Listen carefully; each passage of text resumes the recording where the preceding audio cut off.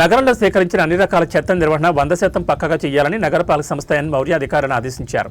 తూకివాక వద్ద నగరపాలక సంస్థ ఆధ్వర్యంలో నిర్వహిస్తున్న ఇంటిగ్రేటెడ్ సాలిడ్ వేస్ట్ మేనేజ్మెంట్ ప్లాంట్ను బుధవారం కమిషనర్ పరిశీలించారు.